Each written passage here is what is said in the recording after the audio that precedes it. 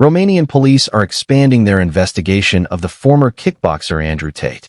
A controversial influencer, Andrew Tate, has been accused of putting a gun in a woman's face.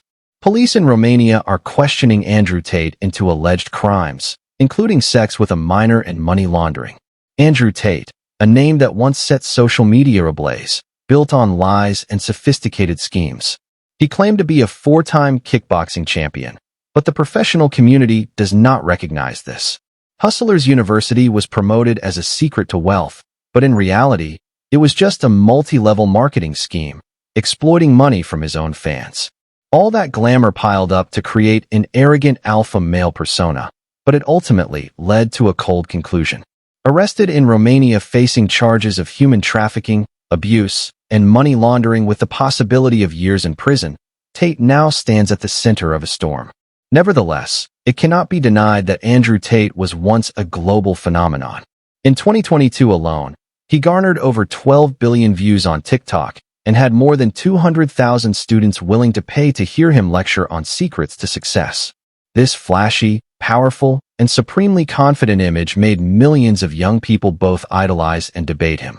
Some argue that Andrew Tate is a unique evil in the world, influencing a generation of younger men in dangerous ways.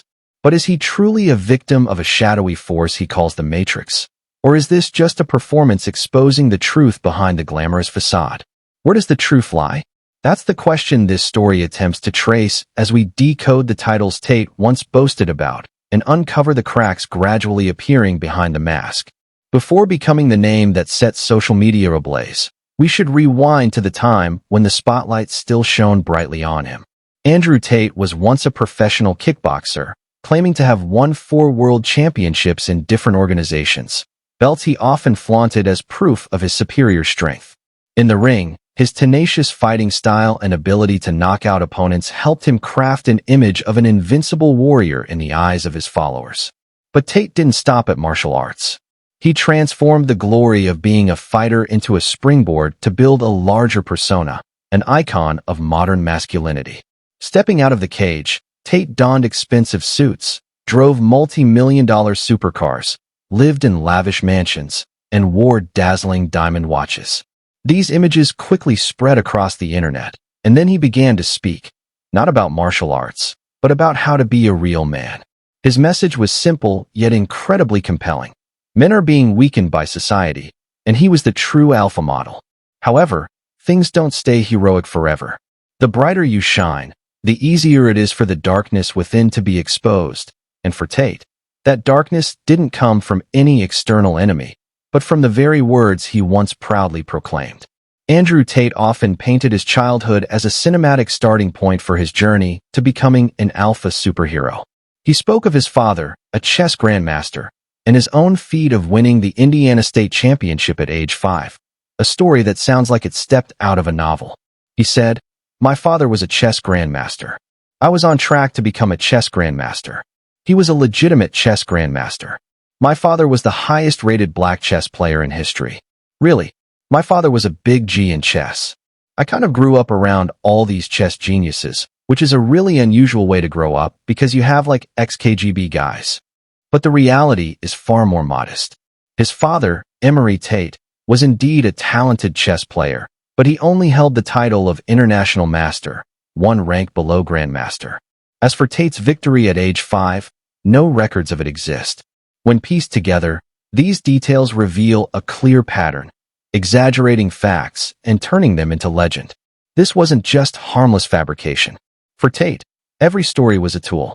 Instead of an ordinary childhood, he crafted an extraordinary origin story, planting in his audience's minds the impression that he was born exceptional. From that belief, millions of young men began to see Tate as a role model to follow. Yet, when the real details were exposed, the public's initial reaction was one of shock. Many couldn't believe that the born genius persona they had once admired was built on exaggerated fragments. At first, there were only small questions and cautious whispers, but those seeds of doubt grew into an ever-widening gap. From widespread praise, the community began to view Tate with more skepticism. Some fans tried to defend him, but more and more people felt as though they had been led astray by a fabricated story. It was in that moment, when absolute trust turned to doubt, that the path to mass rejection was paved. Facing mounting doubts, Andrew Tate didn't choose silence. He stepped forward with his familiar demeanor, defiant, confident, and arrogant. To his fans, this was the image of a man who never backed down. But this time, his response took a different turn. He didn't offer explanations, but instead spun a new narrative. A powerful matrix was trying to silence him. At first, this message resonated with many. Perhaps everyone wanted to believe their idol was a victim, that every crack was merely the work of a shadowy force. But could a vague accusation be enough to cover everything? The public awaited the truth, a concrete explanation, not another act in the drama. And it was at that moment that the admiration began to fracture. What Tate thought was a weapon to defend himself turned out to be the seed of betrayal. The crowd still watched, but no longer with the eyes of fans, now with cold suspicion. This shift caused 50% of his loyal audience to turn away and rethink their view of him. As the story of his genius chess prodigy childhood began to falter, Andrew Tate needed another platform to assert himself. The kickboxing ring became fertile ground for him to build his legend. On social media, he often claimed to be a 4-time K1 world champion, a title impressive enough to leave anyone in awe. But the truth was far different. From 2009 to 2012, Tate did compete and win a few belts in lesser-known tournaments like the International Sport Karate Association, ISKA, or Infusion. These names carried little weight in the professional kickboxing world as they were low-tier events with mostly average opponents. The 76 wins and 9 losses record Tate frequently boasted about wasn't particularly remarkable compared to true elite fighters of his time. This exaggeration of achievements became a strategy. It helped him build credibility, as the K1 champion label was convincing enough to create a trustworthy facade, making audiences believe they were following a world-class fighter. From this veneer, Tate easily attracted fans and made money. Fabricated accomplishments became a promotional tool for his online courses, where the image of a martial arts champion was fully exploited to sell the illusion of success to hundreds of thousands of students. Above all, it was a way to feed his enormous ego.